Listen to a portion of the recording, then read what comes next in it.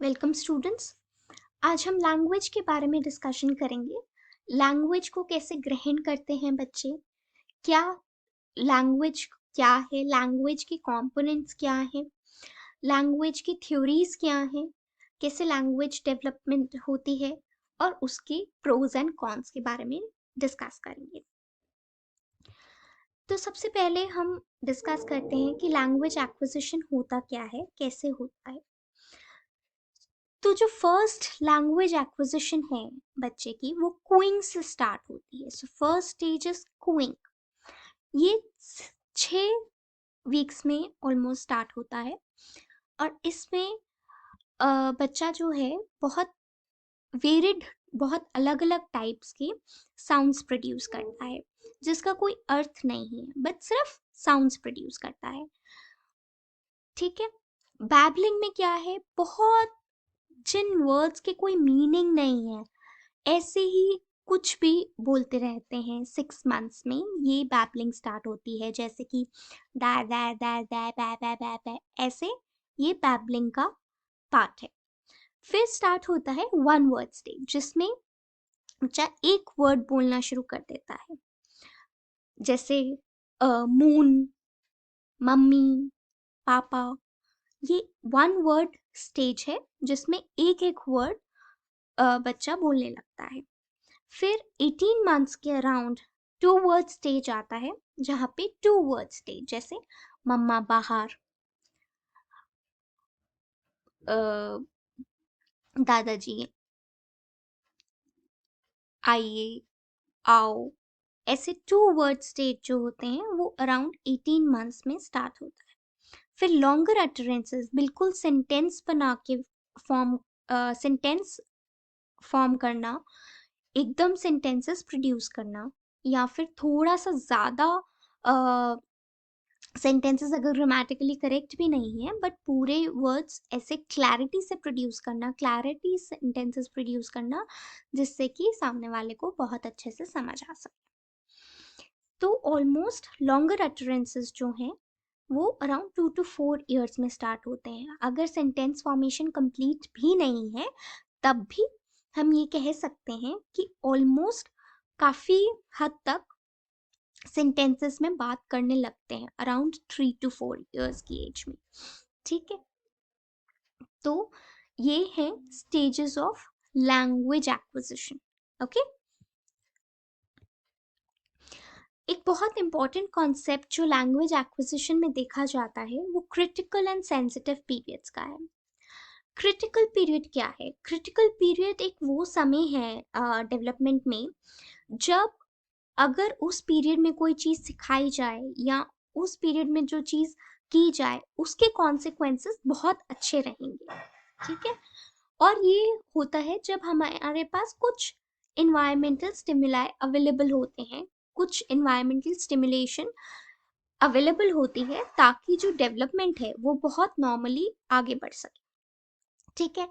जैसे अगर मान लीजिए बच्चे ने बचपन में या शुरू के टाइम पीरियड में, इनिशियल टाइम पीरियड में लैंग्वेज नहीं सीखा, तो आगे जाकर सीखने में बहुत दिक्कत आएगी, क्योंकि वो जो लैंग्वेज डेवलपमेंट का पीरियड है वो एक क्रिटिकल पीरियड कहा गया है।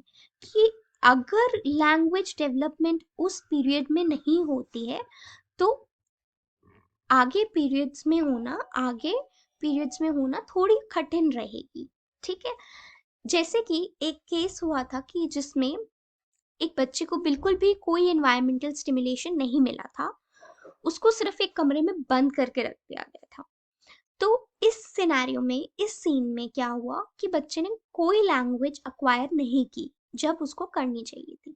बट जब उसको बाहर निकाला गया, जब वो 13 साल की थी, तब ये देखा गया कि उस टाइम पे वो इतना लैंग्वेज नहीं अक्वायर कर पाई, क्योंकि जो क्रिटिकल पीरियड है, जो बचपन का क्रिटिकल पीरियड था लैंग्वेज डेवलपमेंट के लिए, जो इम्पोर्टेंट होता है, वो उस वक्त उन्हें कोई इन्वायरमेंटल स्टिमुलेशन नहीं मिला। इन्वायरमेंट ने लैंग्वेज डेवलप करने के लिए कोई प्रोत्साहन नहीं दिया, कुछ इन्वायरमेंट ने ऐसा कुछ दिया नहीं कि लैंग्वेज अक्वायर कर पाए। ठीक है। तो क्रिटिकल पीरियड क्या है? खाली लैंग्वेज डेवलपमेंट से रिलेटेड नहीं होता, किसी भी डेवलपमेंट से रिलेटेड ये क्रिटिकल पीरियड होता है। ठीक है, ये कुछ ऐसा समय है, बहुत स्पेसिफिक समय है, जिसमें हम ये मानते हैं कि अगर डेवलपमेंट इस पीरियड में होगी तो उसके जो परिणाम है वो बहुत अच्छे रहेंगे। ठीक है, उसके बाद सेंसिटिव पीरियड का एक और कॉन्सेप्ट है। सेंसिटिव पीरियड क्या कहता है कि उस टाइम पीरियड पे जो बच्चे हैं वो ज्यादा सेंसिटिव होते हैं, ज्यादा प्रभाव डाल सकते हैं अपने ऊपर, अपने एनवायरनमेंट की स्टिमुलेशन से। ठीक है, अगर वो स्टिमुलाई उस पीरियड में एब्सेंट हो या नहीं मिले तो ऐसा नहीं होता कि बहुत इरिवर्सिबल कॉन्सिक्वेंसेस मिले। हो सकता है कि आगे टाइम पीरियड्स में वो अच्छे से कर पाए। ठीक है, तो सेंसिटिव पीरियड, क्रिटिकल पीरियड वो हुआ जहां पे हमें डेवलपमेंट के लिए जो जरूरी है वो देना जरूर, उस बच्चे को देना जरूरी है ताकि डेवलपमेंट जो है नॉर्मली प्रोसीड कर सके। ठीक है, और उसका इम्पैक्ट उस पीरियड में बहुत ज्यादा होगा। सेंसिटिव पीरियड क्या है? सेंसिटिव पीरियड वो है जब बच्चे के ऊपर एनवायरनमेंट ज्यादा अपने आप उनके ऊपर ज्यादा प्रभाव डाल के उनको कुछ चीजें सिखा सकता है। ठीक है, अगर वो स्टिमुलाई एब्सेंट है उस पीरियड में तो ऐसा नहीं होगा कि वो आगे जाके वो चीज ना कर पाए, इतने इरिवर्सिबल कॉन्सिक्वेंसेस नहीं होंगे। जैसे कि क्रिटिकल पीरियड में हम देखते हैं कि जैसे अगर उस बच्चे को 13 साल की उम्र तक किसी कोई एनवायरमेंटल स्टिमुलेशन नहीं मिला, उसको बस एक बंद कमरे में रख दिया गया, तो वो क्रिटिकल पीरियड जो लैंग्वेज एक्विजिशन का था वो खो दिया। उसके बाद वो लैंग्वेज अच्छे से अक्वायर नहीं कर पाई, तो उसके जो कॉन्सिक्वेंसेस रहे वो इरिवर्सिबल है कि अब वो लैंग्वेज कभी भी उतने अच्छे से नहीं सीख पाएगी। वैसे ही सेंसिटिव पीरियड होता है कि इस टाइम पीरियड पे एनवायरनमेंट जो है बच्चों पे बहुत अच्छा प्रभाव डाल सकता है, पर ऐसा नहीं है कि अगर उसको वो चीज़ उस टाइम पीरियड पे नहीं मिलेगी तो उसके जो इम्पैक्ट है बहुत एडवर्स होगा, बहुत ज़्यादा नेगेटिव होगा, ऐसा नहीं है। तो बच्चे आगे जाकर भी सेंसिटिव पीरियड से एक्सीड कर से आगे जाकर भी negative consequences, negative impact produce कर सकते हैं।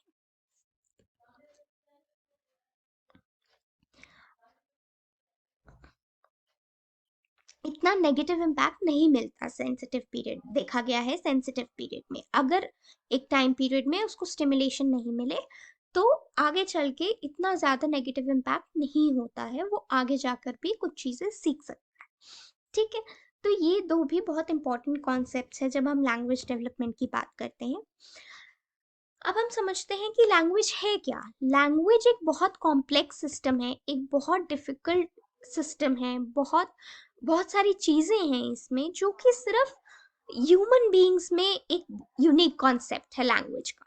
ठीक है, और लैंग्वेज एक्चुअली क्या है? System of symbols organised by certain rules that जो हम यूज करते हैं कम्युनिकेट करने के लिए। यानी कि कुछ सिंबल्स ऐसे हैं जिनको किसी रूल्स में बांध दिया जाए और वो हम यूज कर सकते हैं आपस में बातचीत करने के लिए। जैसे मैं आपसे बात कर रही हूँ, एक लैंग्वेज में बात कर रही हूँ, और जो मेरे सेंटेंसेस हैं वो रूल्स से बने हुए हैं, ग्रामेटिकल रूल्स से, ग्रामर के रूल्स से बने हुए हैं। ठीक है, सिस्टम ऑफ सिंबल्स क्या कहते हैं? जैसे हम स्क्रिप्ट बोलते हैं, हर लैंग्वेज का एक अपना स्क्रिप्ट है। जैसे इंग्लिश लैंग्वेज में रोमन स्क्रिप्ट है, तो जो ये रोमन स्क्रिप्ट के अल्फाबेट्स आप यहाँ देख पा रहे हैं, ए, बी, सी, तो ये लैंग्वेज का रोमन स्क्रिप्ट है। जैसे कि हिंदी में देवनागरी स्क्रिप्ट है, तो ये एक सिंबल है, ये हमने बनाया है, ह्यूमंस ने बनाया है। लैंग्वेज जो है उसका स्क्रिप्ट जो फॉर्म किया है वो ह्यूमंस ने किया है ताकि हम आपस में बातचीत कर सके। ठीक है, ल हो गया, ग हो गया, तो ये क्या है? ये सिंबल्स है। ठीक है, ये किसी चीज को रिप्रेजेंट कर रहे हैं तो ये सिंबल्स है। अगर आप देखोगे हड़प्पन वैली सिविलाइजेशन में उनके पास कोई ऐसी जो स्क्रिप्ट थी उनकी, वो पिक्टोग्राफिकल स्क्रिप्ट थी। ठीक है, वो पिक्चर्स के थ्रू वर्ड्स को लेते थे और वैसे कम्युनिकेट करते थे। तो वो जो पिक्चर्स थे वो सिंबल्स थे उनके लिए। ठीक है, तो वैसे ही यहाँ पे भी जैसे ये जो हिंदी लैंग्वेज के सिंबल्स हो गए या इंग्लिश लैंग्वेज के सिंबल्स हो गए, हम इन्हीं सिंबल्स को कुछ रूल से बांधते हैं और आपस में बातचीत करने के लिए यूज करते हैं। ठीक है, ये, ये इससे क्या होता है कि हम उन चीज़ों को भी डिस्क्राइब कर सकते हैं जिनको हम एक्चुअली नहीं देख सकते या नहीं सुन सकते या नहीं फील कर सकते, टच कर सकते या स्मेल कर सकते। ठीक है, तो एब्स्ट्रैक्ट कॉन्सेप्ट जिनको हम एक्चुअली छू नहीं सकते हैं, उनको भी हम लैंग्वेज के थ्रू एक्सप्रेस कर सकते हैं। ठीक है, साइकोलिंग्विस्टिक्स। साइकोलिंग्विस्टिक्स क्या है? इट इज द हमारी लैंग्वेज को समझने के लिए प्रोड्यूस करने के लिए हमारी लैंग्वेज की साइकोलॉजी है। लैंग्वेज जैसे ह्यूमन माइंड के साथ इंटरैक्ट करता है। ठीक है, इसमें हम कैसे लैंग्वेज प्रोड्यूस करते हैं, कैसे बोलते हैं और कैसे उसी लैंग्वेज को समझते हैं, ये सब पार्ट साइकोलिंग्विस्टिक्स का है। ठीक है, 4 चीजें हैं जो साइकोलिंग्विस्टिक्स को समझने में मदद करती हैं। एक लिंग्विस्टिक्स है। लिंग्विस्टिक्स क्या है? लैंग्वेज स्ट्रक्चर और चेंज की स्टडी, कि कैसे लैंग्वेज इवॉल्व हो रहा है। ठीक है, अब जो वर्ड्स बहुत पहले यूज करते थे अब आज उनका कम यूज है, जो आज वर्ड्स यूज कर रहे हैं उनका पहले यूज नहीं था। तो लैंग्वेज भी इवॉल्व हो रही है, टाइम के साथ चेंज हो रही है, टाइम के साथ लैंग्वेज का स्ट्रक्चर बदल रहा है। तो कैसे वो बदला है, कैसे वो चेंज होता आ रहा है, उसको हम लिंग्विस्टिक्स कहते हैं। न्यूरो लिंग्विस्टिक्स एक और फील्ड है साइकोलिंग्विस्टिक्स की, जिसमें हम सोशल बिहेवियर, जैसे हम समाज में बिहेव कर रहे हैं, और लैंग्वेज का रिलेशनशिप, दोनों के बीच में क्या लिंक है सोशल बिहेवियर का और लैंग्वेज का, वो हम न्यूरो लिंग्विस्टिक्स में पढ़ते हैं। फिर कंप्यूटेशनल लिंग्विस्टिक्स और साइकोलिंग्विस्टिक्स एक ऐसा मेथड है जो हम कंप्यूटेशनल मेथड्स यूज करके हम लैंग्वेज को समझने की कोशिश करते हैं। लिंग्विस्टिक कॉम्पिटेंस, कि आप कैसे आपकी लैंग्वेज के ऊपर कमांड, आपकी लैंग्वेज की जो नॉलेज है, जो ज्ञान है, वो कैसे आप बहुत बिना किसी एफर्ट के आप यूज करते हैं और उसको समझ लेते हैं। अब आपको कोई ऐसे कॉन्शियस एफर्ट देने की ज़रूरत नहीं है, अगर मैं कुछ बोल रही हूँ तो आपको समझ में आ रहा होगा। तो ये आपकी लिंग्विस्टिक कॉम्पिटेंस है, लैंग्वेज के ऊपर कमांड है, लैंग्वेज का ज्ञान है, जिसकी वजह से आप बहुत बिना एफर्ट के लैंग्वेज को प्रोड्यूस भी कर पाते हैं और समझ भी लेते हैं। ठीक है, और ये लिंग्विस्टिक कॉम्पिटेंस यूनिवर्सल, मतलब सब ह्यूमन बीइंग्स में की एक स्पेशलिटी है। ठीक है, लिंग्विस्टिक्स जैसे हमने पहले भी कहा, लिंग्विस्टिक स्टडी ऑफ लैंग्वेजेस है, कि कैसे उसका स्ट्रक्चर बना, क्या रूल्स आए, एंड कैसे लैंग्वेज फॉर्म हुई, कैसे लैंग्वेजेस चेंज हो रही हैं ओवर टाइम, और कैसे लैंग्वेज साउंड्स का जो नेचर है वो बदल रहा है। ठीक है, फिर आते हैं कि लैंग्वेज की क्या प्रॉपर्टीज हैं, क्या कैरेक्टरिस्टिक्स हैं। सबसे पहला ये प्रॉपर्टी है कि लैंग्वेज क्या है? लैंग्वेज एक सिंबल्स की तरह है। ठीक है, एक उसमें सिंबल्स होते हैं, ये सब जो आप लिखित में देख रहे हैं ये सब सिंबल्स हैं। ठीक है, सिंबल्स किसी चीज को रिप्रेजेंट करते हैं, किसी चीज को बताते हैं, कि जहाँ पे हम रहते हैं उसको घर कहते हैं। अब ये कहीं हमें कहीं से मिला तो नहीं है ना, कहीं हमने डेवलप ही किया है कि घर को घर कहते हैं, जो जहाँ हम पढ़ते हैं उसको स्कूल कहते हैं, जहाँ हम काम पे जाते हैं उसको दफ्तर कहते हैं। तो ये सब हमने क्रिएट किया है, ये लैंग्वेज के माध्यम से ही क्रिएट हुए हैं ये वर्ड्स। ऐसा कोई किसी ने कहा तो नहीं है हमें, या यूनिवर्स ने तो हमें ये नहीं कहा कि घर को घर कहिए। ये तो हमने बनाया हुआ है कि घर को, घर जो है वो एक घर को रिप्रेजेंट कर रहा है, स्कूल जो है वो एक स्कूल को रिप्रेजेंट कर रहा है, जो खाना है वो फूड को रिप्रेजेंट कर रहा है। तो जो आपस में उनका वो मीनिंग हमने उनको दिया है, इन वर्ड्स को, इन सिंबल्स को मीनिंग जो है वो हमने दिया है, इस लैंग्वेज के द्वारा वो मीनिंग हमने दिया है। ठीक है, तो जब हम उसको मीनिंग देते हैं, किसी वर्ड्स को, किसी सिंबल्स को हमने मीनिंग दिया है, तो हम उसको रिकॉग्नाइज करना शुरू कर देते हैं, हम उसे ऑब्जर्व करना शुरू कर देते हैं। ठीक है, रूल्स, हम कुछ रूल्स इन्वॉल्व करते हैं इसमें। जब हम दो या दो से ज्यादा वर्ड्स जो हम ढूंढते हैं, ठीक है, हम एक बहुत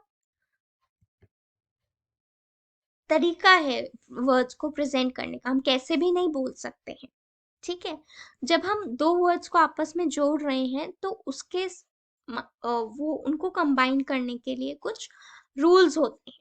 ठीक है, रूल्स जैसे कि एग्जाम्पल है, मैं स्कूल जा रही हूँ, तो हमने इस लैंग्वेज का एक स्ट्रक्चर बना रखा है कि सेंटेंस को हम ऐसे ही बोलेंगे, पहले प्रोनाउन आएगा, फिर नाउन आएगा, फिर वर्ब आएगा, फिर उसके बाद का सेंटेंस आएगा।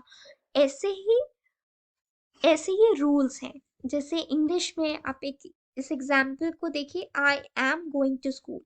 तो हमने ये स्ट्रक्चर दिया हुआ है कि पहले हम प्रोनाउन यूज कर रहे हैं, फिर हम वर्ब यूज कर रहे हैं, हेल्पिंग वर्ब यूज कर रहे हैं, फिर हम मेन वर्ब यूज कर रहे हैं, फिर हम प्रेपोजिशन यूज कर रहे हैं, फिर हम नाउन यूज कर रहे हैं। ठीक है, तो ये सब रूल्स हैं, हम ऐसे नहीं बोलते school I am going I. ठीक है, तो इस लैंग्वेज के रूल्स ऐसे हैं कि हमें सेंटेंस ऐसे फॉर्म करना है और ना कि ऐसे। ठीक है, तो ये रूल्स के जरिए जो है लैंग्वेज कंबाइन कर दी जाती है। ठीक है, अब यहाँ पे इंग्लिश में सब्जेक्ट, ये सब्जेक्ट है। ठीक है, वर्ब और ऑब्जेक्ट में बांटा गया है। आई एम जो है वो सब्जेक्ट हो गया, गोइंग आई सब्जेक्ट हो गया, एम गोइंग वर्ब हो गया, टू स्कूल ऑब्जेक्ट हो गया। तो इस तरह से लैंग्वेज को जोड़ा गया है, दो शब्दों को जोड़ा गया है कुछ रूल्स के जरिए जो लैंग्वेज में बनाए गए हैं। ठीक है, अगर आप किसी और लैंग्वेज में देखते हैं, जैसे कि फ्रेंच ले लीजिए, अब हम कहेंगे, इंग्लिश में कहेंगे रेड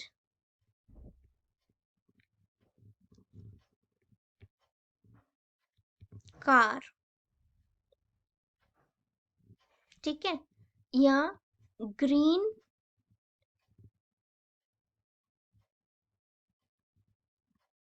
बुक।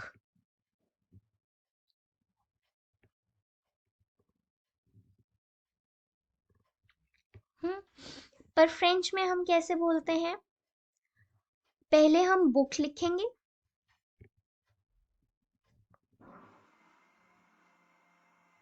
पहले हम बुक लिखेंगे, बुक का बुक होता है लीव्र, और उसके बाद ग्रीन लिखेंगे, लीव्र वेक।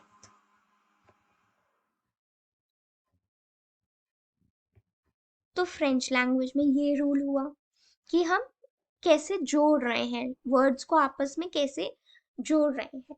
ठीक है, पहले हमने लिखा रेड कार, फिर हमने लिखा ग्रीन बुक। हम इंग्लिश में बोलेंगे तो हम ऐसे लिखेंगे। ठीक है, बट अगर हम फ्रेंच में ऐसे लिखेंगे तो वो गलत हो जाएगा, क्योंकि फ्रेंच में पहले हम नाउन को ले रहे हैं, उसके बाद उसका उसका डिस्क्रिप्शन ले रहे हैं। ठीक है, तो ये कुछ रूल्स होते हैं जिसके जरिए लैंग्वेज वर्ड्स को हम कंबाइन कैसे करें, कैसे साथ में जोड़ें।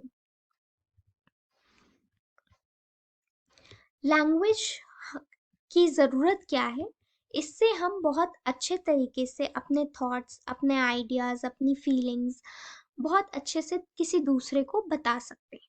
ठीक है, कई बार ऐसा होता है कि हमारा जो कम्युनिकेशन है, जो हम बताते हैं, वो खाली वर्बल नहीं होता, खाली मुंह से जो बोलते हैं, जो वर्ड्स निकाल रहे हैं, खाली वो नहीं होता, बल्कि कुछ नॉन वर्बल भी होता है। नॉन वर्बल मतलब कि हम कैसे अपनी बॉडी को यूज कर रहे हैं, कि हमारा पोस्चर कैसा है, कैसे हम खड़े हुए हैं, कैसे हम अपने हैंड्स यूज कर रहे हैं, क्या हम बॉडी लैंग्वेज दे रहे हैं। जैसे कि हर ओकेजन में एक अलग नॉन वर्बल कम्युनिकेशन की एक्सपेक्टेशन रखी जाती है। जैसे इंटरव्यू में जा रहे हैं, तो आपको ये कहा जाता है कि आपको एक तरीके से बैठना है, एक बहुत अटेंटिव और अलर्ट तरीके से बैठना है, अपनी कमर सीधी रखनी है, और मुंह जो फेस का मूवमेंट है वो बहुत ज़्यादा नहीं होना चाहिए, जो हैंड्स का मूवमेंट है वो थोड़ा रिस्ट्रिक्टेड होना चाहिए। तो ये उस सिचुएशन के हिसाब से हमने अपना नॉन वर्बल कम्युनिकेशन भी चूज़ किया। जैसे कि अगर हम खाली अपने लिविंग रूम में बैठे हैं, तो हम कैसे भी बैठ सकते हैं, हम वहाँ पे लेट सकते हैं, बैठ सकते हैं, बहुत अच्छे से बहुत तेज तेज बात कर सकते हैं। पर किसी और सिचुएशन में ये सब एक्सेप्टेबल नहीं हो सकता। तो कई बार आपने देखा है, जैसे कि हम अपने किसी को बोलते हैं कि तुम आज ठीक नहीं लग रहे हो, तुम उदास लग रहे हो, तो वो हम कैसे हम जान पाते हैं, उसने तो बोला नहीं कि मैं उदास हूँ, पर उसके एक्शन से, उसके पोस्चर से, वो जो भी कर रहा है उसके जरिए हम ये जान पाते हैं कि उसको कैसा महसूस हो रहा है। किसी को देख कर, किसी को ऑब्जर्व कर कर कहीं ना कहीं हमें ये पता चल जाता है कि वो क्या कर रहा है, क्या महसूस कर रहा है, या क्या उसके मन में विचार चल रहा है। कई बार हम उनकी नॉन वर्बल कम्युनिकेशन से, उनकी बॉडी लैंग्वेज से हम ये समझ पा रहे हैं। ठीक है, तो दो प्रिंसिपल्स हैं जो अ, हमें ये बताते हैं कि हम शब्दों के अर्थों को कैसे समझें। एक है प्रिंसिपल ऑफ कन्वेंशनैलिटी। प्रिंसिपल ऑफ कन्वेंशनैलिटी का मतलब हुआ कि कुछ, जैसे कई वर्ड्स के मीनिंग ऑलरेडी हमें पता है, मतलब डिटर्मिन्ड है, डिक्शनरी में लिखे हुए हैं, तो वो एक कन्वेंशनल मीनिंग है।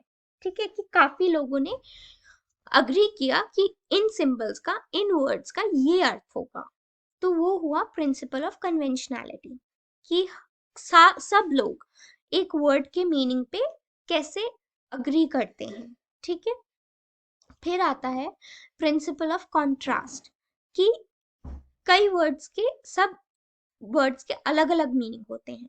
ठीक है, तो जो ये शब्द हैं, ये डिफरेंट मीनिंग्स प्रेजेंट करते हैं, और ये दो अलग चीजों को बता रहे होते हैं जो आपस में थोड़ी अलग होती हैं। ठीक है,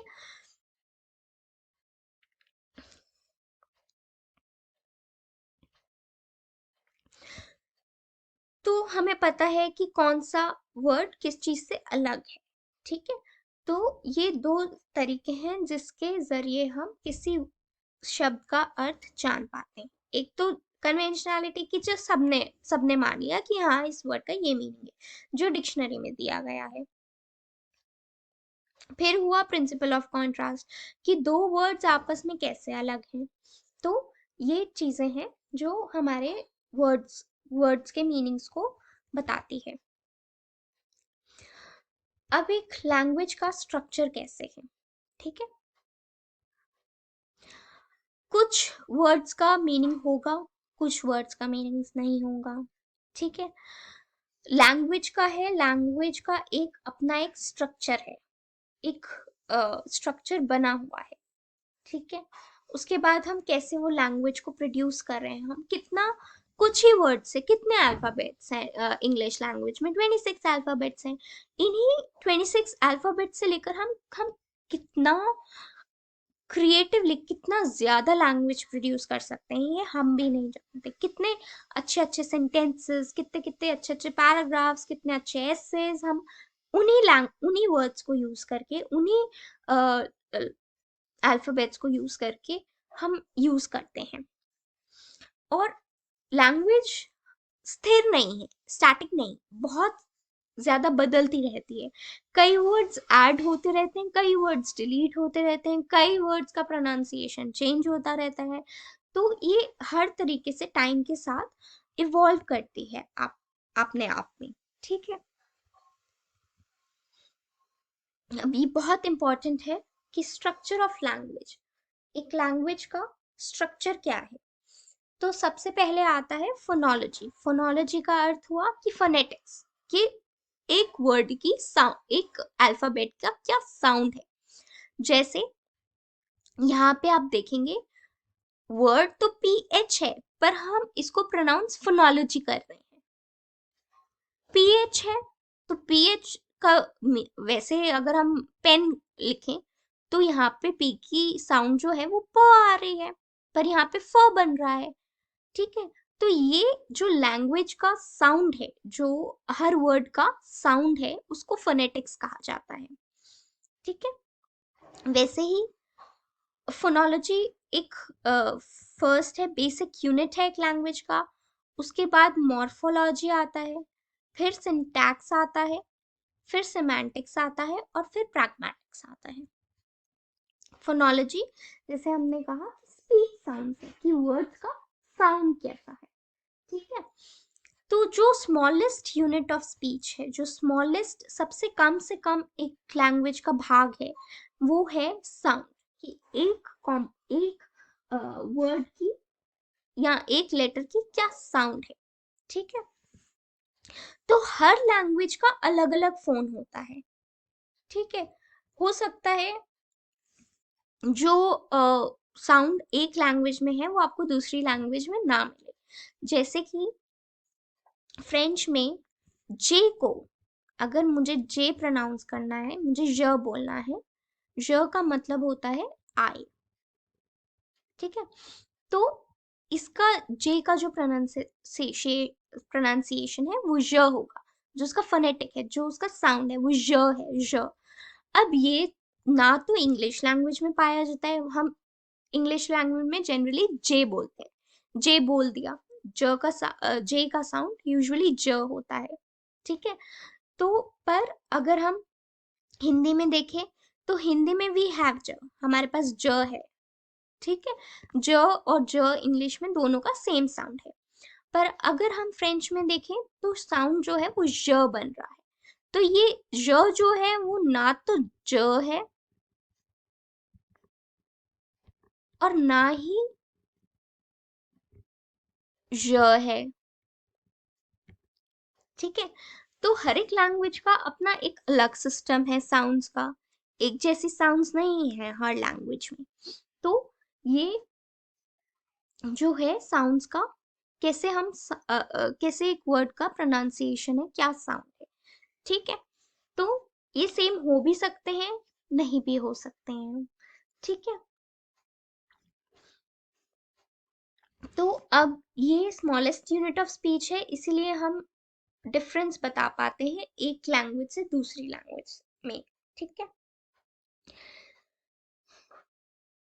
जैसे अगर कुछ लैंग्वेजेस सिमिलर भी हैं, जैसे बंगाली और असमीज कहते हैं बहुत सिमिलर हैं, बट कुछ अल्फाबेट्स हैं जिनका साउंड डिफरेंट है, इसलिए वो उनका स्ट्रक्चर लैंग्वेज का अलग हो जाता है। ठीक है,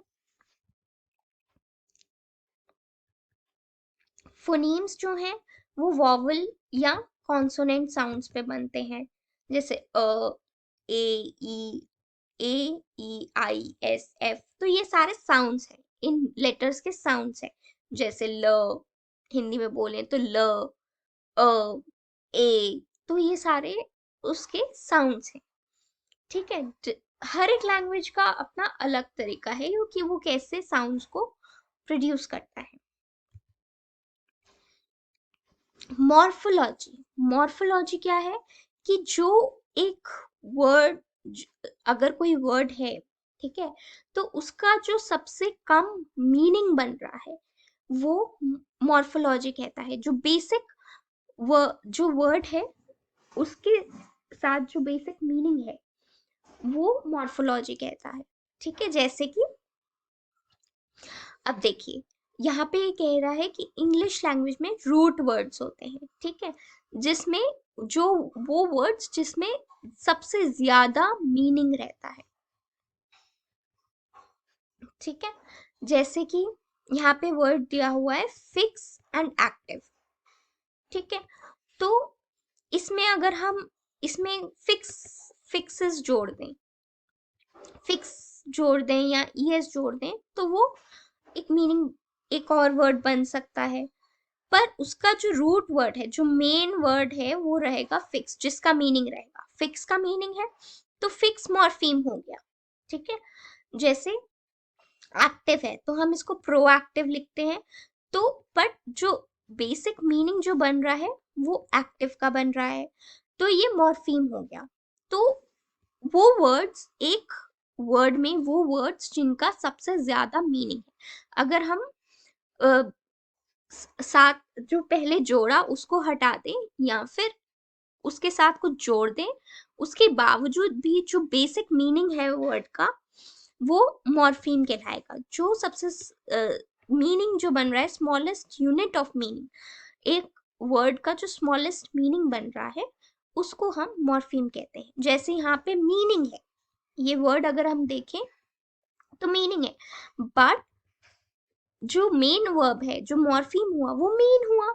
और आई एन जी तो हमने साथ में जोड़ा हुआ है उसको कंटिन्यू उसको बनाने के लिए। ठीक है, तो यहाँ पे मीन का भी मीनिंग है, तो जो सबसे कम जिसका मीनिंग बन रहा है, जो स्मॉलेस्ट यूनिट का जिसका मीनिंग बन रहा है एक लैंग्वेज में, वो मॉर्फीम कहलाता है।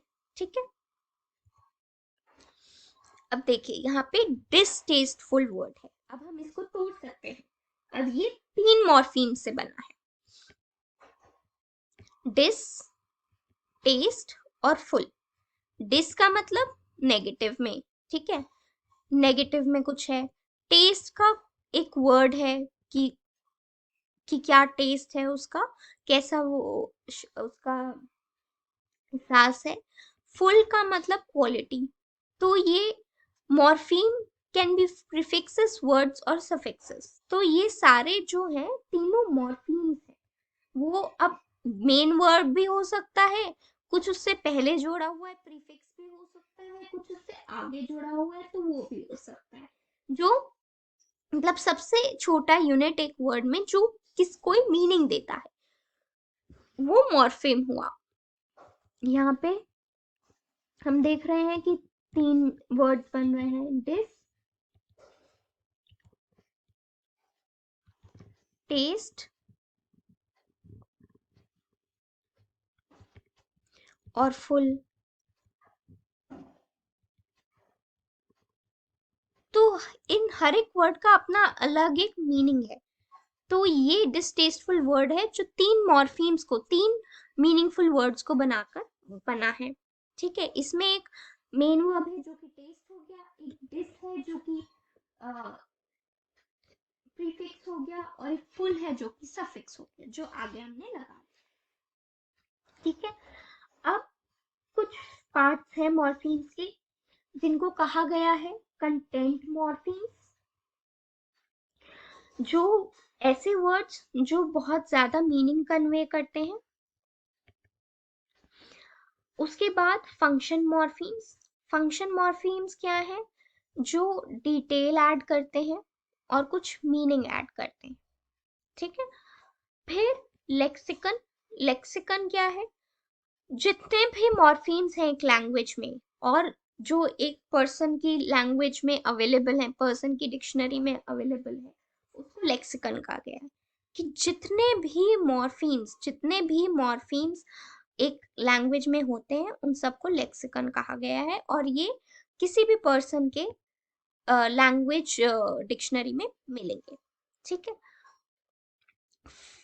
फंक्शन जैसे कंटेंट मॉर्फीम्स जो बहुत ज्यादा पोर्शन एक वर्ड का है मीनिंग कन्वे करे। फंक्शन मॉर्फीम उसको एनहांस करके, उसको और अच्छा दिखा के, कुछ ऐड करके मीनिंग बनाया जाए, तो वो कंटेंट मॉर्फीम्स में ही अगर हम ऐड करें तो वो फंक्शन मॉर्फीम्स हो जाता है। जैसे हम यूजुअली ग्रामर को करके ग्रामर के ग्रामेटिकल सेंस में ये चीज करते हैं। जैसे इंग्लिश में अब रूट वर्ड क्या है, रूट वर्ड है मान लीजिए गो। गो मतलब जाना, ठीक है। अब इसको हम गॉन भी लिखते हैं। जब हम गॉन भी लिखते हैं, अगर हमें ग्रामर में ऐसे we had gone yesterday to this place, going भी लिखते हैं, वी आर गोइंग टुडे। तो ये फंक्शन मॉर्फीम्स हो गए कि हमने एक गो एक बेसिक वर्ड है, और उसको हमने ग्रामर में फिक्स करने के लिए हमने कुछ डिटेल्स ऐड करी, ठीक है। जैसे हमने यहाँ पे एनी ऐड किया, यहाँ पे हमने आई एन जी ऐड किया, तो हमने एक मेन मॉर्फीम में गो मॉर्फीम हुआ, उसमें फंक्शन मॉर्फीम्स गॉन और गोइंग हो गए, ठीक है, ताकि हम सेंटेंस के वर्ड को सेंटेंस के ग्रामर के अकॉर्डिंग हम ढाल सकें। फिर हमारा आता है जो नेक्स्ट हमारा कंपोनेंट है, वो है सिंटैक्स।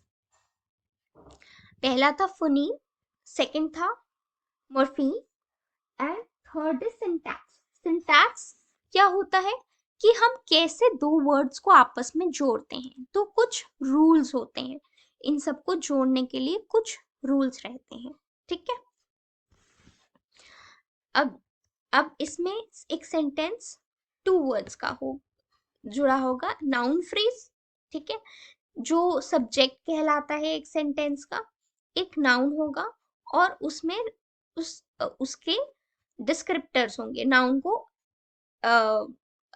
नाउन के साथ उसको ऐड करने के लिए, उसको डिस्क्राइब करने के लिए आगे कुछ फ्रेज होगा, ठीक है। फिर एक वर्ब फ्रेज हुआ, ठीक है। अब यहाँ पे एक वर्ब हुआ, और वो वर्ब किस पे काम कर रहा है वो हुआ, ठीक है। तो ये जो है सिंटैक्स को समझना जरूरी है, ताकि हम लैंग्वेज की स्ट्रक्चर को समझ सकें, ठीक है। तो तो जो भी ग्रामेटिकल रूल्स हैं, कैसे हमने दोनों वर्ड्स को जोड़ना है एक सेंटेंस बनाने के लिए ग्रामर के थ्रू, उसको हम सिंटैक्स बोलते हैं, ठीक है। तो अगर नाउन फ्रेज की बात करें, तो जैसे हमने I am going to school, हमने एक सेंटेंस लिया था, वही सेंटेंस हम लेते हैं।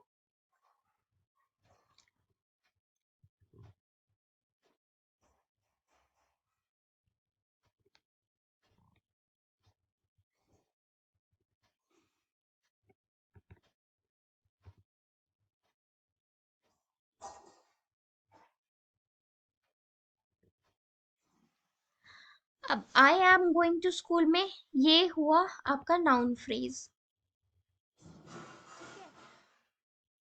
और ये हुआ आपका वर्ब, और ये हुआ आपका आगे प्रेडिकेट ऑब्जेक्ट, ठीक है। तो अब इसमें ये नाउन आया, ठीक है, नाउन हुआ, और जो भी अगर हम इसको डिस्क्राइब करने के लिए लेते तो वो नाउन फ्रेज होता। वर्ब फ्रेज की वर्ब है और वो किसी पे एक्ट कर रहा है, तो वो वर्ब फ्रेज हुआ, ठीक है। तो ये कंपोनेंट है, एक लैंग्वेज का पार्ट है।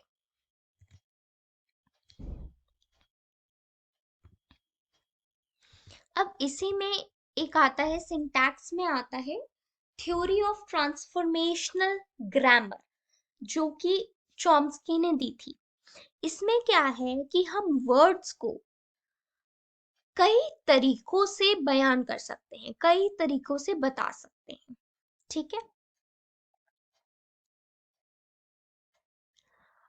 एक होता है इसमें एक होता है सरफेस स्ट्रक्चर, और एक होता है डीप स्ट्रक्चर। अब अगर मैं इस डायग्राम की बात करूं, यहाँ पे एक सेंटेंस लिखा हुआ है, the chicken cross the road. एक चिकन ने रोड क्रॉस की। हम्म तो ये जो हम लिख रहे हैं, ये इसको हम सरफेस स्ट्रक्चर बोलेंगे।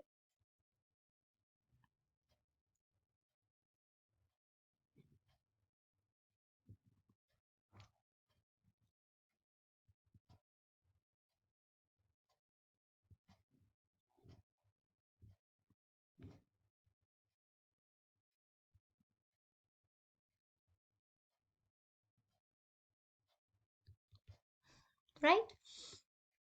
फिर हमने, अब इसमें क्या है, दी आर्ट नाउन को लिया है, दी चिकन, दी आर्टिकल है, चिकन नाउन है, तो ये नाउन फ्रेज हुआ।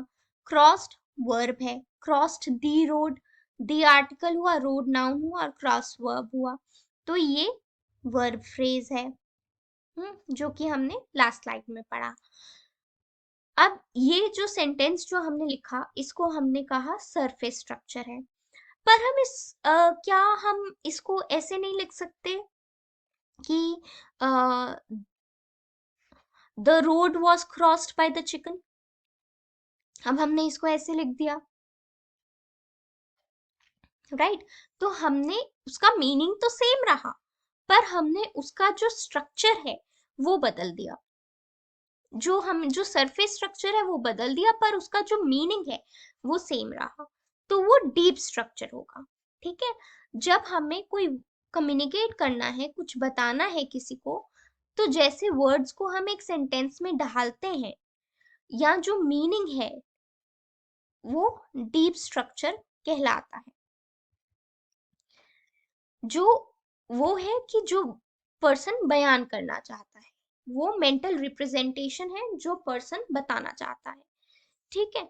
अब इसमें भी कुछ रूल्स होते हैं, ग्रामर के रूल्स, कि कैसे हम एक डीप फ्रेज स्ट्रक्चर को ऑर्गेनाइज करें और कैसे एक सरफेस स्ट्रक्चर को ऑर्गेनाइज करें।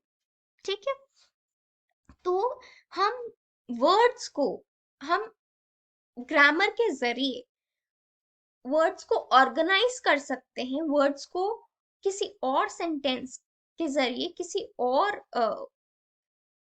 सेंटेंसेस में ऐसे ढाल सकते हैं कि उसका मीनिंग चेंज ना हो, पर जो सरफेस स्ट्रक्चर है वो चेंज होगा, कि किस तरफ आप नाउन प्लेस कर रहे हैं, किस तरफ वर्ब डाल रहे हैं, किस तरफ कुछ और कर रहे हैं, तो वो सरफेस स्ट्रक्चर चेंज होगा, पर जो उसका मीनिंग है, जो हम बोलना चाहते हैं, वो वही रहे, वो डीप स्ट्रक्चर होगा।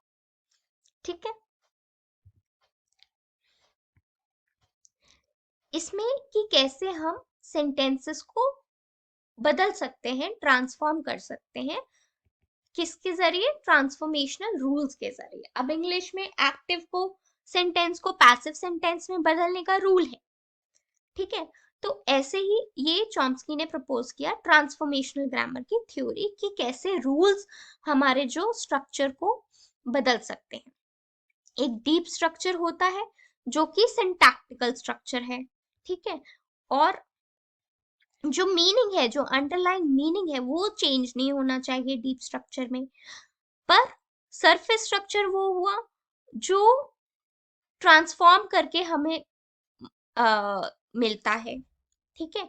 जैसे कि हमने पीछे एग्जाम्पल डिस्कस किया, the chicken cross the road. अगर मैं इसको उल्टा कर दूं, the road was crossed by the chicken, जो मीनिंग है वो तो सेम है ना, पर उसका वर्ड्स को लिखने का तरीका एक सेंटेंस में वो चेंज हो रहा है, वो सरफेस स्ट्रक्चर है। पर जो मीनिंग मैं कन्वे करना चाह रही हूँ, जो मैं कहना चाह रही हूँ, वो डीप स्ट्रक्चर है जो सेम रहेगा। पर हम ट्रांसफॉर्म कर सकते हैं एक सेंटेंस को दूसरे सेंटेंस के स्ट्रक्चर को। ठीक है। नेक्स्ट कंपोनेंट ऑफ लैंग्वेज, अब फोनीम हो गया, मॉर्फीम हो गया, सिंटैक्स हो गया। The next fourth structure is semantics. ठीक है।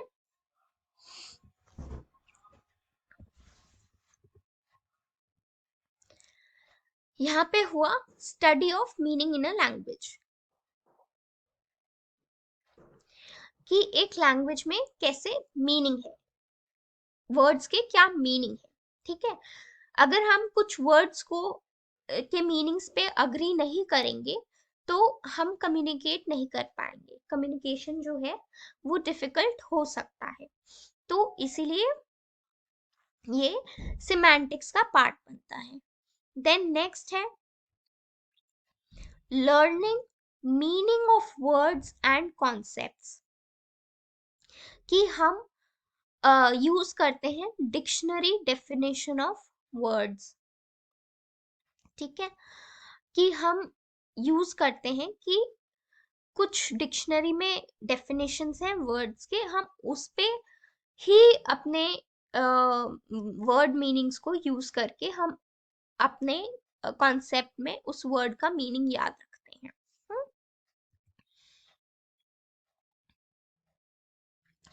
अब यहाँ पे एक और वर्ड है कि हमें हर वर्ड का मीनिंग पता होना मुश्किल है, पर अगर हमें फैमिली रिजेम्बलेंस स्ट्रक्चर पता है या प्रोटोटाइप्स पता है तो हम ये बता सकते हैं कि उस वर्ड का क्या मीनिंग रहेगा, उसका थोड़ा हम अनुमान लगा सकते हैं। ठीक है, जैसे कि मान लीजिए यहाँ पे हमारे पास एक वर्ड है गेम,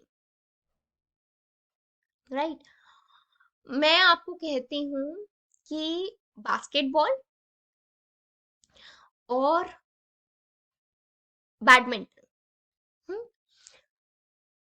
अब मान लीजिए मुझे बास्केटबॉल तो पता है क्या है, ठीक है, बास्केटबॉल एक गेम है जिसमें बॉल से खेला जाता है, उसके कुछ रूल्स होते हैं, उसमें इतने लोग होते हैं खेलने वाले, एक टीम गेम है। ठीक है, तो ये बास्केटबॉल की से मुझे कुछ पता है बास्केटबॉल के बारे में। अब मुझे बैडमिंटन के बारे में कुछ नहीं पता है, पर अगर मुझे ये पता है कि बैडमिंटन भी है तो गेम ही, ठीक है, तो मैं लिंक कर लूंगी कि अच्छा बैडमिंटन गेम है, तो फिर उसको भी कई लोग खेलते होंगे, उसमें भी टीम बनती होगी, उसमें भी क्या हो सकता है कि कोई बॉल रहती हो या उसके जैसा कुछ और रहता हो खेलने के लिए। तो मैं मतलब अगर मुझे ये पता है कि बास्केटबॉल एक गेम है और मुझे बास्केटबॉल के बारे में थोड़ी इंफॉर्मेशन है और मुझे बैडमिंटन के बारे में कुछ नहीं पता है, पर मुझे सिर्फ इतना पता है कि बैडमिंटन भी एक गेम है, तो दोनों गेम फैमिली में आते हैं, तो कुछ ना कुछ जो है बैडमिंटन का भी रूल्स फुट बास्केटबॉल जैसे हो सकते हैं। ये मैंने इंड्यूस किया, ये मैंने अनुमान लगाया। ठीक है, तो ये चीज होती है, ये हम प्रोटोटाइप से और फैमिली रिजेम्बलेंस स्ट्रक्चर के द्वारा ये हम पता कर सकते हैं। ठीक है, हम लगा सकते हैं, अनुमान लगा सकते हैं, राइट।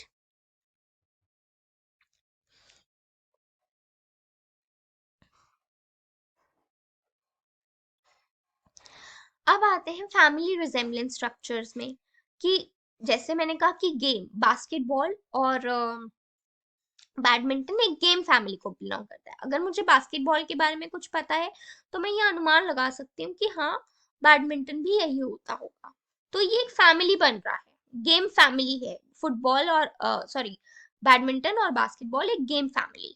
ठीक है, तो इसको फैमिली रिजेम्बलेंस स्ट्रक्चर कहते हैं, क्योंकि ये बहुत सारे आपस में कॉमन फीचर्स शेयर करते हैं, तो इसको हम इसीलिए गेम फैमिली कहते हैं।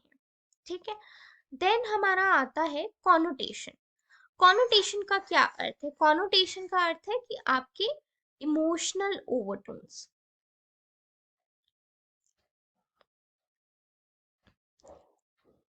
कि आपका जो मीनिंग है, जो कॉनोटेशन आप दे रहे हैं, उसका इमोशनल मीनिंग क्या है। ठीक है, तो ये जो कॉनोटेशन है ये हर एक में वेरी करता है, हर एक पर्सन में वेरी करता है। अब स्नेक का कॉनोटेशन क्या होगा? स्नेक का अब हमारे लिए होगा कि भैया स्नेक से बच के रहना चाहिए, ये हमें अगर काट ले तो जहर फैला सकता है पूरी बॉडी पे, और ये कुछ ऐसा है जो नेगेटिव और डेंजरस है। पर अगर कोई रिसर्चर है, बायोलॉजिस्ट है, रिसर्चर बायोलॉजी रिसर्चर है, वो स्नेक्स के बारे में स्टडी कर रहा है, तो उसका जो स्नेक्स के बारे में जो धारणा होगी, जो उसका मीनिंग होगा स्नेक्स को लेकर, वो बहुत पॉजिटिव होगा। ठीक है, जैसे कैंसर, हमें लगता है कि बहुत बड़ी बीमारी है, नेगेटिव है, पर जो उसको एक्चुअली स्टडी कर रहा है, कैंसर पे रिसर्च कर रहा है, तो उसके लिए एक अलग मीनिंग होगा। दैट इज कॉनोटेशन, कि हम क्या मीनिंग देते हैं एक वर्ड को, क्या मीनिंग दे सकते हैं, क्या हम नेगेटिव टर्म्स में देख रहे हैं कि पॉजिटिव टर्म्स में एक वर्ड के मीनिंग्स को देख रहे हैं। नेक्स्ट है डीनोटेशनल मीनिंग। डीनोटेशनल मीनिंग जो हमें डिक्शनरी में बताया गया है, कि डिक्शनरी में इस वर्ड का मतलब ये होता है, उसमें हम कुछ इमोशंस नहीं एट्रीब्यूट कर रहे हैं किसी के साथ, तो वो डिनोटेशनल मीनिंग हुआ।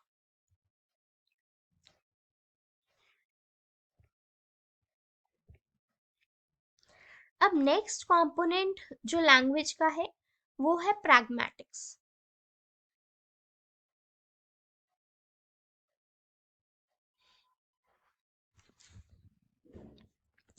प्रैग्मेटिक्स क्या है? प्रैग्मेटिक्स भी एक लिंग्विस्टिक का एक सब पार्ट है, जो ये बताता है कि जो मीनिंग है, जो वर्ड्स का मीनिंग है, वो खाली ग्रामर पे डिपेंड नहीं करता, बट ऑल्सो किस कॉन्टेक्स्ट में हम ये चीज बोल रहे हैं। ठीक है, क्या क्या हमें पता है स्पीकर के बारे में, क्या उसका कहने का मतलब है, और दूसरी कई बातें। तो जो मेजर कॉन्टेक्स्ट है, हम किस सिनेरियो में कुछ बोल रहे हैं, वो एक इम्पोर्टेंट पार्ट प्ले करता है, और ये हमारा कल्चरल इन्फ्लुएंस भी होता है।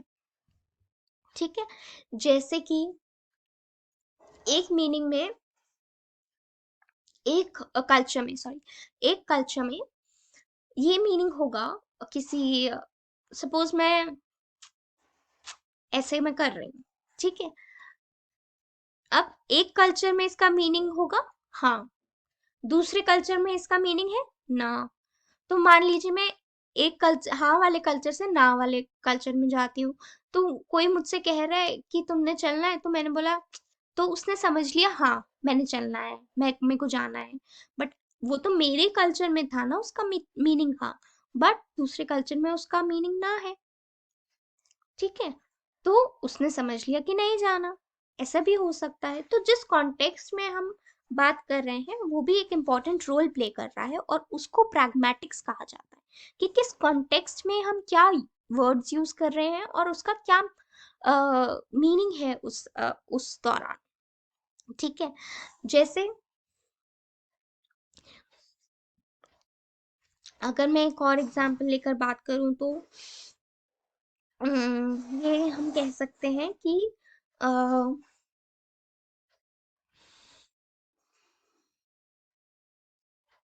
मान लीजिए कि आज जो वर्ड्स कॉमन है, क्वारंटाइन, सेल्फ आइसोलेशन, वो पहले इतना नहीं प्रचलन में था, इतना नहीं चलता था, पर आज उसका रेलेवेंस अलग है। आज हम उसको जैसे देख रहे हैं, उसका जो प्रैग्मेटिक है आज उसको देखने का, वो अलग है। आज को हमें सबको पता है इन वर्ड्स का क्या मीनिंग है, ठीक है, और ये क्या डिनोट कर रहा है।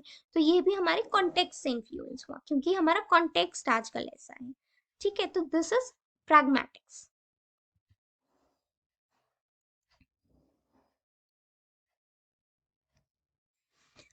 तो जैसे कि हमने कहा कि लैंग्वेज को एक सोशल कॉन्टेक्स्ट में, एक कॉन्टेक्स्ट में हम समझते हैं, और उस वैसे ही उसका यूज और उसको कैसे कम्युनिकेट करना है वो इन्फ्लुएंस होता है। ठीक है, तो कैसे लैंग्वेज यूज करती है। अब लैंग्वेज बहुत बड़ा जरिया है कि जिससे हम किसी दूसरे बंदे का स्टेटस पता लगा सकें, कि सोशल स्टैंडिंग पता कर सकें, कि अच्छा ये वर्ड्स यूज कर रहा है, ये तो बहुत पॉलिश लैंग्वेज बोल रहा है, तो he must be in a big position. या कोई इतना ज्यादा फ्लुएंटली लैंग्वेज नहीं यूज कर रहा, तो उसका वो लेस स्टेटस है। ठीक है, फिर कन्वर्सेशन रूल्स, की रूल क्या है, कि आप कैसे कॉन्वर्सेशन स्टार्ट करोगे, कैसे एंड करोगे, उसके भी कुछ रूल्स होते हैं। अब हम पढ़ते हैं थ्योरीज ऑफ लैंग्वेज डेवलपमेंट।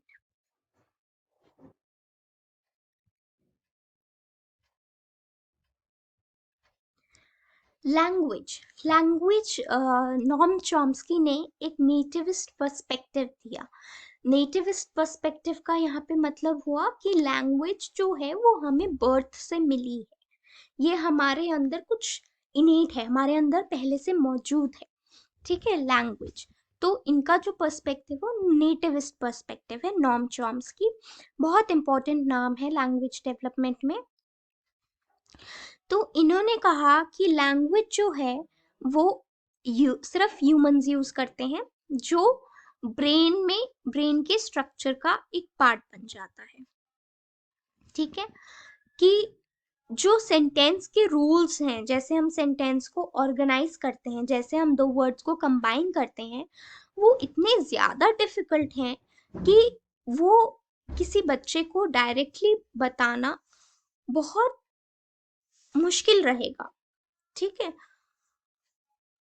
तो इसीलिए उन्होंने कहा कि क्योंकि इतना यूनिक है लैंग्वेज, जो सिर्फ ह्यूमंस में पाया जाता है, और जो सेंटेंस को ऑर्गेनाइज करने का तरीका है एक लैंग्वेज में, वो इतना डिफिकल्ट है कि ये इसके लिए कुछ ऑलरेडी हमारे डिवाइस ब्रेन में होगा। ठीक है, ब्रेन में होगा या हमारे को ऑलरेडी मिला होगा। ठीक है, ये हमें ऑलरेडी मिला होगा ये डिवाइस, जिसमें ये एक बहुत हमारे ऑलरेडी अंदर मौजूद है, जो हमें हमें लैंग्वेज ग्रहण करने के लिए, ग्रामर के रूल्स ग्रहण करने के लिए, सेंटेंसेस के वर्ड्स के मीनिंग्स ग्रहण करने के लिए हमें बहुत ज्यादा बेस प्रोवाइड करता है, हमें बहुत ज्यादा बेस प्रोवाइड करता है ताकि हम ये चीजें कर पाए। तो नॉम चॉम्स्की ने कहा क्योंकि लैंग्वेज एक बहुत यूनिक कंपोनेंट है जो सिर्फ ह्यूमंस के पास है। ठीक है, और जो ग्रामर को और जो सेंटेंसेस को ऑर्गेनाइज करने के रूल्स हैं, वो इतने ज्यादा कठिन हैं, इतने ज्यादा कॉम्प्लेक्स हैं कि वो हम अगर डायरेक्टली भी समझाएं एक अच्छे से अच्छे बच्चे को, तो वो समझना मुश्किल है। तो इसीलिए हमारे अंदर ऑलरेडी हमेशा से ही एक लैंग्वेज एक्विजिशन डिवाइस हमें मिला गया है, जो हमारी लैंग्वेज डेवलपमेंट को, जैसे हम लैंग्वेज को डेवलप करते हैं, उसको बिल्ड करने में मदद करता है। ये इनेट स्ट्रक्चर है, ये हमारे अंदर इनबिल्ट स्ट्रक्चर है, पहले से ही मौजूद एक स्ट्रक्चर है, जो हमें मीनिंग्स समझने में, वर्ड्स के मीनिंग समझने में, ग्रामर समझने में, वर्ड्स के वर्ड्स को समझने के लिए, कोई दूसरा बोल रहा है तो उसको समझने के लिए हमें ये सपोर्ट करता है, ये डिवाइस, लैंग्वेज एक्विजिशन डिवाइस।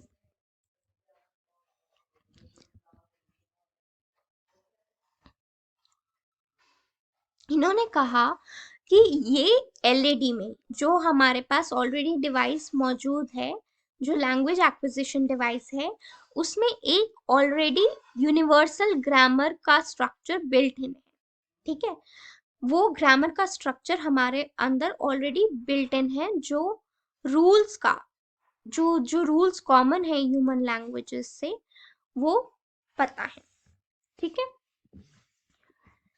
तो जो छोटे बच्चे हैं वो इसी डिवाइस के जरिए ग्रामर समझने में, और या रिलेशनशिप किसी लैंग्वेज में समझने के लिए मदद करता है। ठीक है, ये जो नॉलेज अवेलेबल है एलएडी में ग्रामर को समझने के लिए, उससे ये बच्चे यूज करते हैं। ठीक है, एलएडी क्या है? एलएडी जरूरी है लैंग्वेज प्रोसेसिंग के लिए। अगर बच्चों को लैंग्वेज का स्ट्रक्चर जो है वो मास्टर करना है, और जबकि उनके पास जो लैंग्वेज का अगर एक्सपोजर भी है, अगर एनवायरमेंट स्टिमुलेशन जो लैंग्वेज की कम है, वो भी समझने में लैंग्वेज एक्विजिशन डिवाइस जो है वो मदद करता है।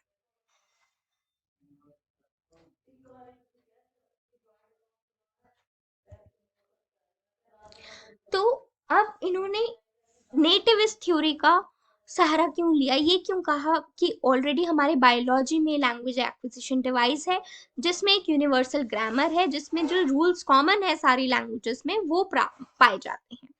ठीक है, इन्होंने इसीलिए कहा क्योंकि इन्होंने कहा कि लैंग्वेज जो है एक ऐसा कंपोनेंट है जो सिर्फ ह्यूमन बीइंग्स को के पास ही यूनिकली अवेलेबल है, और किसी के पास नहीं है। तो कई एक्सपेरिमेंट्स भी हुए कि क्या एनिमल्स अक्वायर कर सकते हैं लैंग्वेज। ठीक है, तो कई साइकोलॉजिस्ट ने ये प्रयास किया हुआ है कि वो लैंग्वेज सिखाएं एनिमल्स को, जैसे डॉल्फिन्स को, पैरट्स को, गोरिल्लास को, चिंपैंजीज को लैंग्वेज सिखाएं। ठीक है, तो ये ज्यादा ट्रेनिंग से ये पाया गया कि कुछ वर्ड्स ये समझ पाते हैं, ठीक है, कुछ ऑलमोस्ट 100 सिंबल्स ये समझ पाते हैं, और कुछ वर्ड्स और शॉर्ट सेंटेंसेस से ये हमें बता पाते हैं। हाउएवर, पर इनकी जो लैंग्वेज डेवलपमेंट है वो एक, जो अभी बच्चा नर्सरी केजी में है उससे भी कम है, ठीक है। तो हम कुछ लैंग्वेज तो हम सिखा सकते हैं एनिमल्स को, पर वो फिर भी ह्यूमंस की तरह या एक प्री स्कूल बच्चे की तरह नहीं बोल पाएंगे, ठीक है।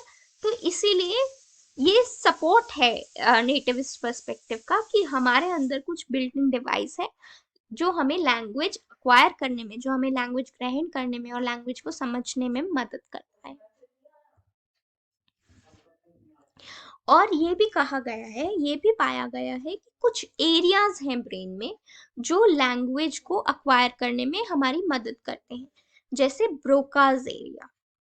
ब्रोकाज एरिया फ्रंटल लोब में पाया जाता है, और ये लैंग्वेज को प्रोड्यूस करने में, लैंग्वेज जब हम बोल रहे हैं तो हम लैंग्वेज प्रोडक्शन कर रहे हैं, लैंग्वेज को बोलने में, लैंग्वेज को प्रोड्यूस करने में हेल्प करता है, और ग्रामर को प्रोसेस करने में, ग्रामर को कैसे हम सोच पा रहे हैं, कैसे समझ पा रहे हैं, उसको प्रोसेस करने में ब्रोकास एरिया मदद करता है।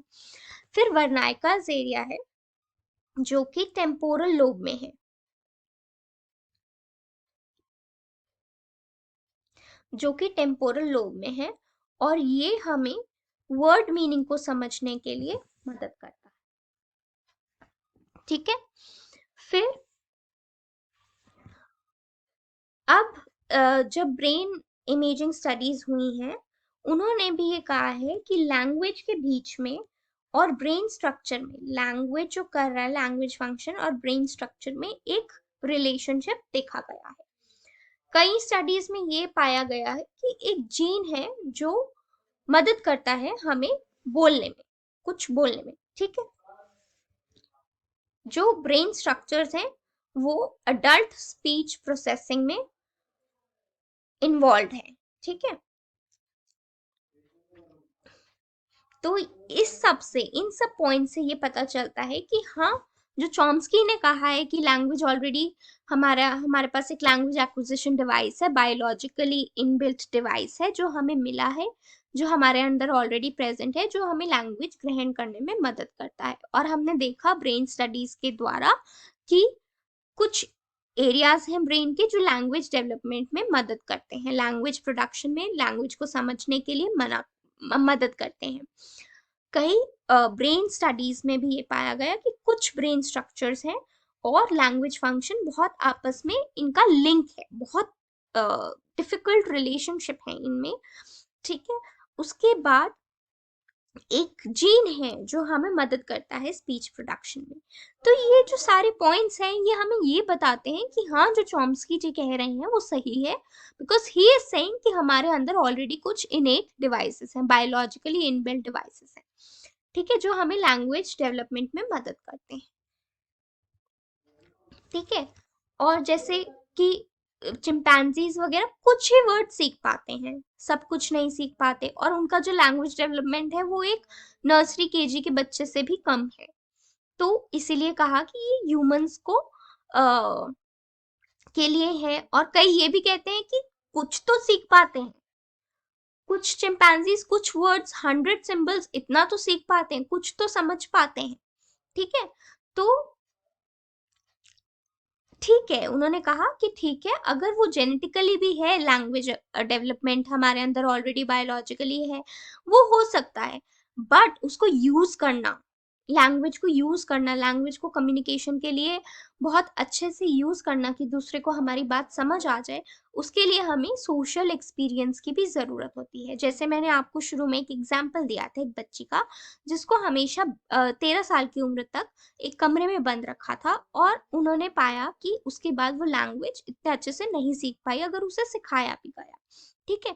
तो ये बताता है कि हाँ, उसको ठीक है, उसके अंदर भी होगा एलएडी, उसके अंदर भी तो होगा ना एलएडी समझने के लिए लैंग्वेज को, बायोलॉजिकली उसके पास भी होगा, पर वो क्यों नहीं सीख पाए? क्योंकि उसके पास कोई सोशल एक्सपीरियंस ही नहीं था, किसी से इंटरेक्शन नहीं था, कोई एनवायरनमेंट में स्टिमुलेट नहीं करता था उसे, तो इसलिए जेनेटिक डिवाइस होने के लैंग्वेज एक्विजिशन डिवाइस होने के साथ साथ बायोलॉजिकली हम इस चीज को ग्रहण लैंग्वेज को समझ पाए, वो उसके लिए हम बायोलॉजिकली हमारे पास यंत्र है, पर हम ये नहीं कर पाएंगे जब तक हमारा खुद से किसी के साथ इंटरेक्शन नहीं होगा या हमारे पास इन्वायरमेंटल स्टिमुलेशन नहीं होगी, इन्वायरमेंट से प्रोत्साहन नहीं होगा कि हम उस लैंग्वेज को इफेक्टिवली यूज कर पाए किसी दूसरे से कम्युनिकेट करने के लिए।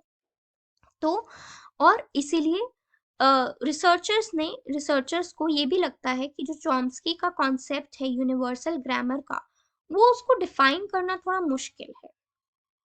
ठीक है, तो कुछ ये जो चॉम्स्की की थ्योरी है उसमें ये कुछ डिसएडवांटेजेस हैं जो रिसर्चर्स ने कहा, कि वो कह तो रहे हैं कि लैंग्वेज जो है बायोलॉजिकल बेस्ड है, हमारे अंदर ऑलरेडी इनबिल्ट है, इनेट है, पर क्या चिंपैंजीज नहीं सीख पाए? कुछ तो सीख पाए ना। और अगर हमारे पास लैंग्वेज इनबिल्ट भी है तो क्या हमें किसी से इंटरेक्शन करने के लिए वो ऐसे ही थोड़ा ना आ जाएगा? हमें एक्सपीरियंस करना पड़ेगा, हमें करके देखना पड़ेगा, हमें लोगों से इंटरेक्ट करना पड़ेगा, ताकि हम अपनी लैंग्वेज स्किल्स को यूज करके हम दूसरे तक अपनी बात पहुंचा पाए। और यूनिवर्सल ग्रामर का क्या कॉन्सेप्ट है, उसको डिफाइन करना तो मुश्किल है। तो इन्होंने रिसर्चर्स ने कुछ डिसएडवांटेजेस दिए चॉम्स्की की नेटिविस्ट पर्सपेक्टिव के।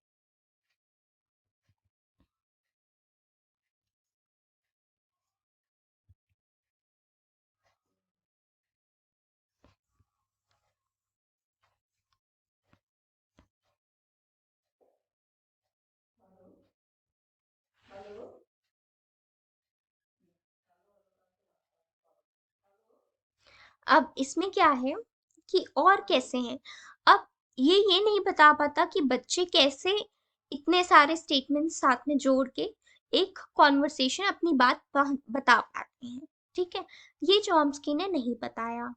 ठीक है, चॉम्स्की ने ये नहीं बताया कि क्या लैंग्वेज सिखाने के लिए क्या हमें करना चाहिए, क्या लैंग्वेज इनपुट हमें देना चाहिए, या कैसे दूसरों के साथ हमें इंटरेक्ट करना चाहिए। ठीक है, अब नेटिविस्ट पर्सपेक्टिव ये कहता है कि जो बच्चे की कॉग्निटिव कैपेसिटी है, जो क्षमता है उसकी ब्रेन प्रोसेसिंग की, वो इन्होंने इम्पोर्टेंट नहीं बताया है। चिल्ड्रन जो बच्चे हैं वो वही सब नहीं रिपीट कर पाते हैं जो एक एडल्ट ने कहा। ठीक है, critical period of language acquisition की, बच्चे यूजुअली जो है वो अ, अ, जब तक 7 साल की उम्र तक अगर उन्होंने लैंग्वेज नहीं सीखा तो बाद में कैचअप नहीं कर पाएंगे। ठीक है, और ये भी बताया गया कि जो स्टडीज हैं पेरेंट चाइल्ड कन्वर्सेशन की, वो ये बताते हैं कि करेक्ट ग्रामर के लिए रीइंफोर्समेंट कम करते हैं, बट इंस्टेड वो जो स्टेटमेंट्स की ट्रूथफुलनेस है और एक्यूरेसी है उसके साथ रीइंफोर्स करते हैं। ठीक है, तो ये कुछ डिसएडवांटेजेस थे जो चॉम्स्की की थ्योरी, कि उन्होंने ये तो कह दिया कि लैंग्वेज एक्विजिशन डिवाइस है, एक यूनिवर्सल ग्रामर है, पर क्या ये बिल्कुल ही सही है? ठीक है, तो और क्या चाहिए, क्या और कोई फैक्टर नहीं है लैंग्वेज एक्वायर करने का? तो उसके लिए फिर हमें एक इंटरैक्शनिस्ट अप्रोच मिला है, पर उससे पहले हम लर्निंग थ्योरी अप्रोचेस करेंगे। ठीक है, तो 3 पर्सपेक्टिव्स लैंग्वेज एक्विजिशन के हैं, लैंग्वेज थ्योरी डेवलपमेंट के लिए हैं। एक चॉम्स्की का नेटिविस्ट पर्सपेक्टिव, एक लर्निंग थ्योरी अप्रोचेस कि लैंग्वेज हम लर्न स्किल सीखते हैं जो स्किनर ने कहा। तीसरा कि हम जो लैंग्वेज है वो दोनों का मिलन है, बायोलॉजी और लर्निंग का मिलन है। ठीक है, तो पहले हम लर्निंग थ्योरी की बात करते हैं। हमने चॉम्स्की का नेटिविस्ट पर्सपेक्टिव सीखा, अब हम लर्निंग थ्योरी की बात करते हैं। Learning theory approaches language as learn skill. Skinner ने ये कहा कि लैंग्वेज को हम सीखते हैं, जैसे हम कोई भी स्किल सीखते हैं वैसे ही हम लैंग्वेज को भी सीखते हैं। वो इनबिल्ट नहीं है, पर हम लैंग्वेज को सीखते हैं। ठीक है। लैंग्वेज एक्विजिशन उसने कहा कि हम रीइंफोर्समेंट, कि बच्चे ने कुछ अच्छा किया तो उसको कुछ अच्छा बोला तो उसको रीइंफोर्स किया, उसको मनपसंद चीज दी। और कंडीशनिंग के द्वारा, ये लर्निंग अप्रोचेस हैं जो हम अलग से भी पढ़ेंगे। तो इन टेक्निक्स के द्वारा, इन लर्निंग टेक्निक्स के द्वारा लैंग्वेज जो है बच्चा अक्वायर कर पाता है। ठीक है। अब बच्चे ने एग्जाम्पल दिया है यहाँ पे कि अगर एक बच्चे ने कुछ बोला और उसको बहुत अप्रिसिएशन मिला पेरेंट्स से, तो वो ऐसा होगा कि वो वर्ड्स को रिपीट करे। ठीक है।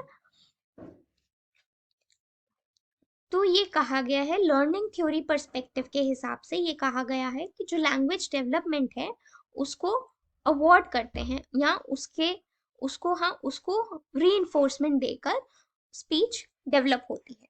ठीक है। शेपिंग के द्वारा, शेपिंग भी एक लर्निंग थ्योरी का कॉन्सेप्ट है कि हम एक वर्ड बोला तो हमने रीइंफोर्स किया, फिर सेकंड वर्ड बोला तो फिर हमने रीइंफोर्स किया, तो लैंग्वेज इससे बहुत ज्यादा एडल्ट स्पीच जैसे हो जाती है। जैसे कि आपने एक ऐड देखा होगा जिसमें पेरेंट्स बच्चे को बोलते हैं बनाना बोलो बनाना, तो वो बनाना बोल देता है। ठीक है। फिर बाकी बोलते हैं कि अच्छा बोलो शेकोस्लोवाकिया, तो वो थोड़ी देर बाद शेकोस्लोवाकिया भी बोल देता है। तो ये बताया गया है कि जो लैंग्वेज है वो ज्यादा एडल्ट स्पीच के जरिए हो जाती है जब हम बच्चे को रीइंफोर्स करते हैं, जब उसको अवार्ड्स देते रहते हैं छोटे छोटे वर्ड्स बोलने के लिए। तो ऐसे ही छोटे छोटे वर्ड्स बोल बोलकर वो बड़े वर्ड्स बनाने लगता है, वो एक्चुअल वर्ड्स और सेंटेंसेस क्रिएट कर पाता है। पर ये थ्योरी, इसके भी कुछ वीकनेसेस हैं, ये नहीं बता पाता कि कैसे रूल्स लैंग्वेज के जो हैं वो बच्चे सीख पाते हैं। ठीक है। कईयों ने ये कहा कि बच्चे तो उसके लिए भी रीइंफोर्स करते हैं, अगर वो ग्रामेटिकली गलत भी बोल रहे हैं तब भी उनको रीइंफोर्समेंट मिलता है, तब भी उनको प्रोत्साहन मिलता है, तब भी उनको हग मिलते हैं, प्रेजेस मिलते हैं। ठीक है। तो रीइंफोर्समेंट तो दोनों लैंग्वेज के लिए मिल रहा है, चाहे कुछ भी बोले, सही बोले या गलत बोले ग्रामेटिकली, तो फिर ऐसे कैसे सीखते हैं बच्चे, लैंग्वेज कैसे सीख पाते हैं। ठीक है। तो इसीलिए ये लर्निंग थ्योरी बहुत अच्छे से एक्सप्लेन नहीं कर पा रही है। अब इसके बाद इन तीनों का जो थर्ड पर्सपेक्टिव है वो इंटरैक्शनिस्ट अप्रोच है। इंटरैक्शनिस्ट अप्रोच क्या है कि हमारे अंदर जेनेटिकली डिटर्मिन्ड प्री डिस्पोजिशंस है, मतलब कि जेनेटिकली हम इस चीज के लिए वायर किए गए हैं कि हम लैंग्वेज सीख लें। ठीक है। और एनवायरमेंट हमें वो लैंग्वेज सिखाए। तो दोनों चीजें हैं यहाँ पे। बायोलॉजी भी इंपॉर्टेंट है लैंग्वेज सीखने के लिए, जो कि इनेट है, ऑलरेडी हमारे पास है लैंग्वेज एक्विजिशन डिवाइस, प्लस हमारे को एनवायरमेंट भी जरूरी है। ठीक है। एनवायरमेंट से, लोगों के साथ इंटरेक्शन भी जरूरी है लैंग्वेज सीखने के लिए। लैंग्वेज को कैसे इस्तेमाल किया जाता है वो भी जरूरी है। ठीक है। लैंग्वेज डेवलपमेंट जो है वो इस बात से डिटरमिन होता है कि कौन सी लैंग्वेज के साथ के कौन सी लैंग्वेज में बच्चे को एक्सपोजर मिल रहा है। ठीक है। और क्या रीइंफोर्समेंट मिल रहा है कि वो कौन सी लैंग्वेज कैसे यूज करते हैं, तो क्या रीइंफोर्समेंट मिल रहा है। ये सारे फैक्टर्स भी इंपॉर्टेंट है लैंग्वेज डेवलपमेंट में। और सोशल फैक्टर्स, सोशल फैक्टर्स मतलब दूसरों के साथ इंटरेक्शन, वो भी इंपॉर्टेंट है डेवलपमेंट में। ठीक है। क्योंकि अगर हम मोटिवेशन प्रोवाइड नहीं करेंगे बच्चे को लैंग्वेज सीखने के लिए, बड़े लोग प्रोवाइड नहीं करेंगे और ये मोटिवेट नहीं करेंगे या ये प्रोत्साहन नहीं देंगे कि दूसरों के साथ बात करनी है, दूसरों के साथ इंटरेक्ट करना है, तो वो रूल्स ग्रामर के या कैसे लैंग्वेज को यूज करना है कम्युनिकेट करने के लिए वो नहीं सीख पाएंगे। इससे वो लैंग्वेज और अपने लैंग्वेज स्किल्स को डेवलप कर पाएंगे अगर वो दूसरों के साथ इंटरेक्ट करें। ये इंटरेक्शनिस्ट अप्रोच ने कहा। तो पहला आया बायोलॉजिकल अप्रोच जो कि दिया नॉम चॉम्स्की ने। फिर आया एनवायरमेंटल अप्रोच जो कि दिया स्किनर ने। फिर आया इंटरेक्शनिस्ट अप्रोच कि लैंग्वेज, तीनों लैंग्वेज हम बायोलॉजिकली भी एक जेनेटिकली डिटर्मिन प्री डिस्पोजिशन है कि हमारे जीन्स में है लैंग्वेज एक्वायर करना, लैंग्वेज डेवलपमेंट का हमारे जीन्स में ऑलरेडी है, हमारी बायोलॉजी में है, पर उसके साथ साथ हमें इन्वायरमेंट के साथ इंटरेक्ट करना भी ज़रूरी है अगर हमें अपने लैंग्वेज डेवलपमेंट स्किल्स को, लैंग्वेज स्किल्स को आगे बढ़ाना है। ठीक है, तो विद दिस हमने लैंग्वेज टॉपिक कवर किया है। Thank you.